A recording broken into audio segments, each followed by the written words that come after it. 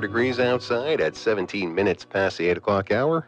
Green Mountain Mornings host Chris Lenoir back with you and joined in the studio by Mike Fair, staff reporter for VT Digger, The Commons, and the Brattleboro Reformer. Good to see you, Mike. Glad to be here. And we want to thank Brattleboro Savings and Loan for their financial support of our partnership with Brattleboro Community Television, who come in here and document these conversations we have with members of the local media. Brattleboro Savings and Loan is an ultra-local programming sponsor of BCTV's live events and municipal meetings, in addition to these segments with folks like Mike.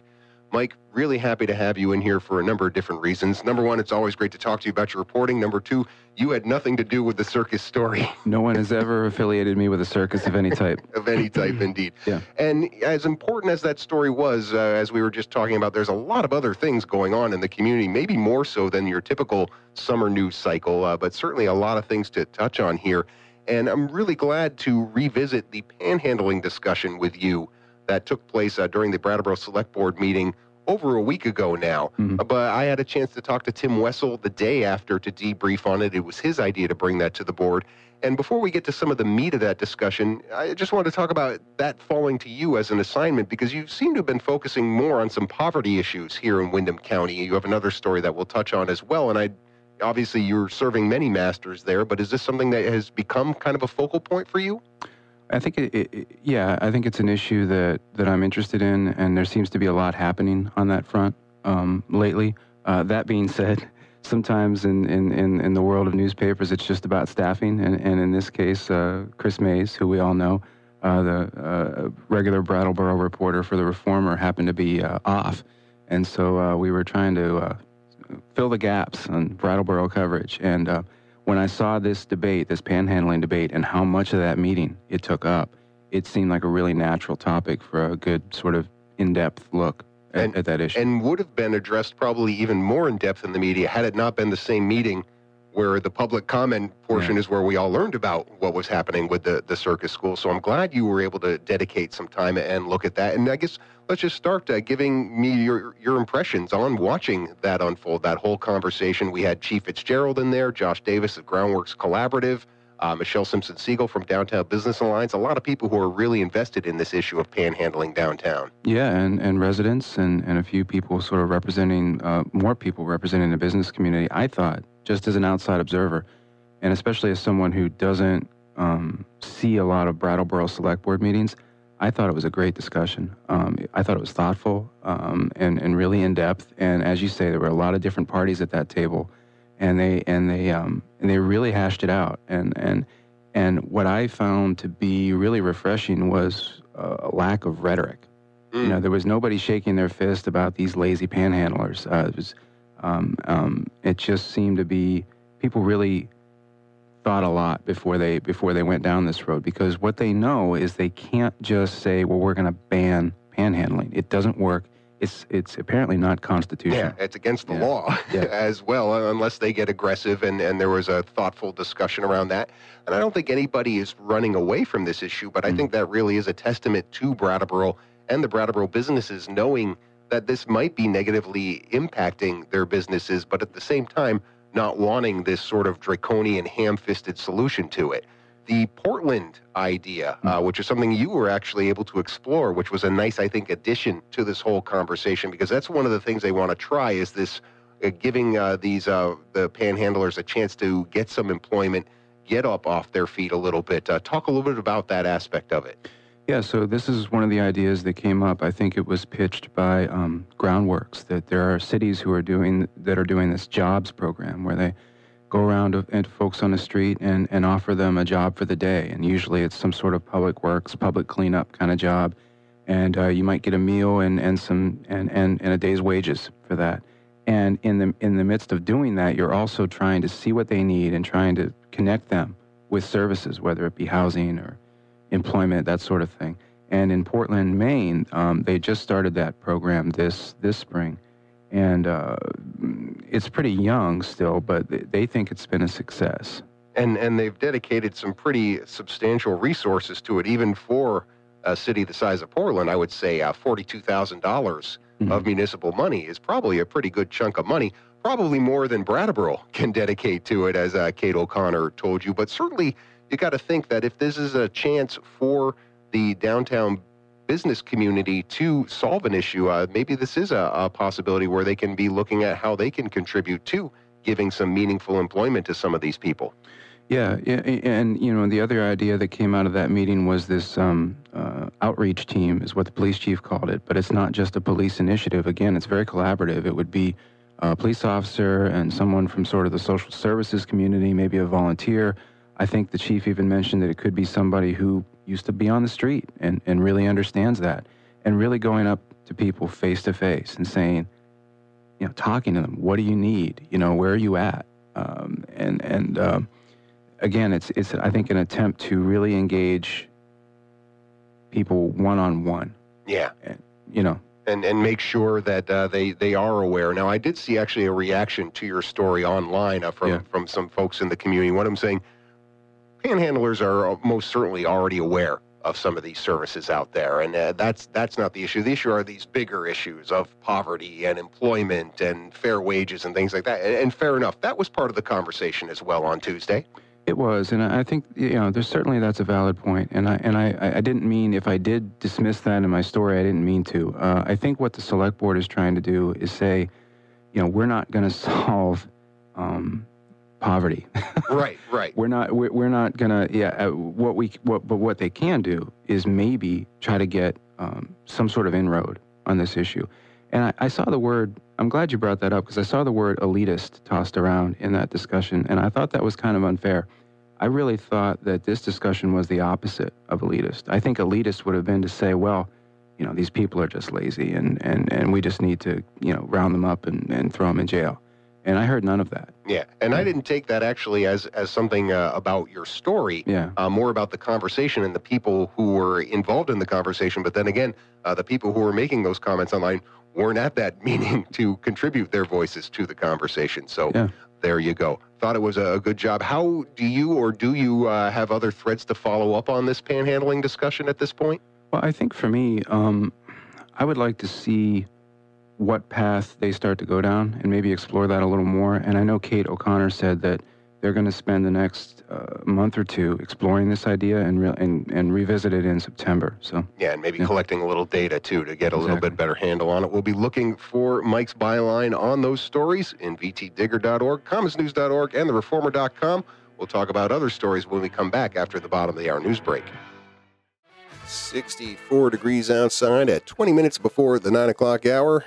Mike Fair of VT Digger, Commons News, and Reformer.com here in the studio with me, helping me close out this edition of the Green Mountain Mornings program and focusing on stories he's covered for those three publications.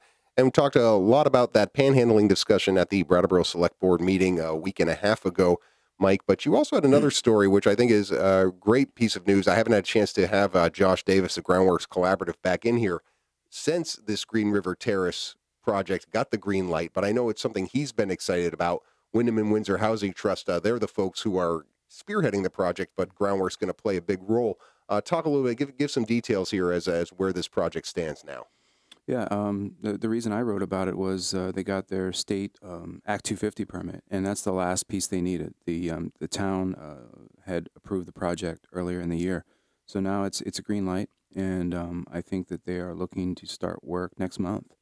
And so what we'll see is the transformation of the famous Lamplighter into something completely different. Well, it'll be nice to see the Lamplighter transformed into something at this point. It's just been sitting up there dormant for I don't know how long, but it certainly is great to see this investment into it, a pretty sizable investment, and going towards filling a very important need. Now, kind of an unanswered question, I guess, because your focus was on the Groundworks collaborative aspect of this and helping house some people who are homeless in our community. But that's just half of it. Yeah. What's the other half? We're talking about 22 units here. There's 11 units going for this kind of work. What's the other 11 units going for? Well, as I understand it, the entire complex is dedicated to what they call very low income. And I'm not sure what the federal guideline is for that, but I'm sure there is one.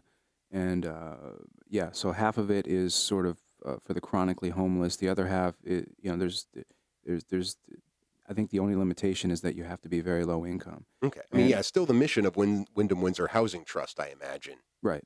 And, the services, one of the innovative aspects of this is Groundworks and HCRS having services available on site. And those services are more geared toward that homeless population. Certainly, I would imagine that if you're a resident in the other units, you could partake of that. But I think that the focus is on that, is trying to serve that chronically homeless population. And I just wonder, and I don't know if this came up in any discussions you've had, and when they think about capacity and they think Mm. about serving this chronically homeless population, is 11 units enough? I mean, the idea this is transitional housing still, right? I mean, these Yeah. chronically homeless people will eventually, hopefully, get those services they need, find employment, find an apartment or a house even. But is this a situation where they feel this is adequate capacity, or at least as best as they can dedicate to it? Yeah, I mean, I don't think so. I mean, there's always going to be probably even more need out there than you and I know. Certainly, somebody like Josh at Groundworks would know better than I do. But it's a start, and as they like to underscore, we don't have anything like this. This Yeah. has worked elsewhere, according to their research, but we don't have it and haven't had it till now. And I wonder if that kind of track record of success they might establish here might spur further investment in this direction when you start thinking about, again, getting back to the panhandling discussion Mhm. and just the challenges of poverty in the community. You need a case study probably of success in order to have other successes. Yeah, and I think though that there are some unique aspects of this project that maybe make it more viable. And one of them is location. This is not a residential area, and I think anytime you would try to put a project like this in a residential area, you would probably run into some opposition from someone. Yeah, good point. You Good know, point. And a pretty aggressive timeline to get this done. This yeah, is all going to be up and operational by next year sometime? yeah. They told me about 10 months, Great. so we should be looking at sometime late spring, early summer. Yeah, Yeah. good luck to them. Let's also touch on a story that's on the front page of the Town and Village section of the Commons this week, and kind of a surprising move in one way. Roger Albee stepping down as the CEO of Grace Cottage. And I say surprising Hmm. because it seemed like there was just this big push, him being on the front end of this whole how Medicare and Medicaid cuts are going to be impacting rural hospitals here. They did a great job getting his name out there as the front man for Grace Cottage Hospital. So it kind of came as a surprise to me. I don't know about for you. Yeah, I think it was a surprise. I certainly didn't expect it, but at the same time, Roger will tell you that he took this job on an interim basis Right. 3.5 years ago. And they removed that interim title eventually, but I don't think he ever meant this to be a long-term gig. Was it a fit issue, do you think, in the end, or do you think Yeah. it was just a matter of, I mean, he's an agriculture guy, He is. Secretary of Agriculture, worked for the federal government in agriculture. So, I mean, this is, when you're managing an organization, there are certain things that obviously translate from one area to another here, but there's got to be some other things that there's pretty steep learning curve when you're talking about going from farming to healthcare. I think that's true, and he would probably acknowledge that. At the same time, as you note, he's been very active in healthcare issues, and actually, I've learned a lot from him as a reporter. And so I think it really was, Roger's in his early 70s. He's had a long career, and I don't think he wanted to be a hospital CEO, when he was in his mid 70s or late 70s. But he's not retiring. Yeah. It sounds like. It sounds like he's got other irons in the fire. Yeah, yeah. He's really involved in dairy issues. I don't know if you ever if you're on VT Digger, Roger writes a lot of columns about that, and he has a lot of ideas about the future of the dairy industry. And he specifically mentioned that's something he wants to keep working on. Yeah, good for Roger, and certainly, hopefully, Grace Cottage will find somebody who wants to take that position. I mean, that's going to be, unfortunately, kind of a hard hill to climb, I would think. Yeah, I appreciated the chairman of the board's candor when he said, this is going to be a hard position to fill. It's not Yeah. exactly great marketing to say that, but it's true. This is a 19-bed hospital in a really challenging financial and regulatory environment right now. But as they say, maybe they hope to find the right person who can see this as a challenge. Yeah. All right, Mike, we've put off the obligatory VY update as long as possible, but you are the man to give us the latest always on this sale or potential sale from Entergy to the NorthStar Group, and kind of a procedural move here, the story that was in this week's edition of the Commons on the inside of the front section about AREVA, a player that people are familiar with by now, but formally signing this contract to be the group that dismantles the reactor, which sounds like quite a task from some of the things you describe in your story. Oh, yeah. Yeah, they've got, they've done this in the U.S. and overseas, and apparently it's a very specialized thing. They've got remote equipment that they use, and when they cut up the inside of the reactor, the internals, it's all done underwater. Yeah. And in fact, they package it underwater, and I believe that's at least in part to limit the exposure of the workers. I want to see, get in there, okay, and get video of that so we can all see how they do this whole dismantling of the reactor underwater. Will you take on that assignment for us here in the Sure. world? Yeah, just take the old iPhone right into the, yeah. I'm sure they'll completely allow you access to that process. But fascinating stuff, and the fact that this group has done this before on this scale, that's why they're on board as far as this project, assuming it all gets approved by the state and the federal government. Yeah, NorthStar has taken a lot of heat because they've taken apart really big fossil fuel plants and small, what they call research reactors, but they haven't done on their own a commercial reactor like VY. But then they point to AREVA and say, well, look, these guys have done this work, and they've done it quite a bit. Now, AREVA has taken its own heat because they've gotten into some regulatory trouble over in France. But there was this sort of corporate restructuring last year, and they say that this entity, AREVA Nuclear Materials, which is now based in Washington, D.C., is legally and financially separate from the entity that got itself in trouble.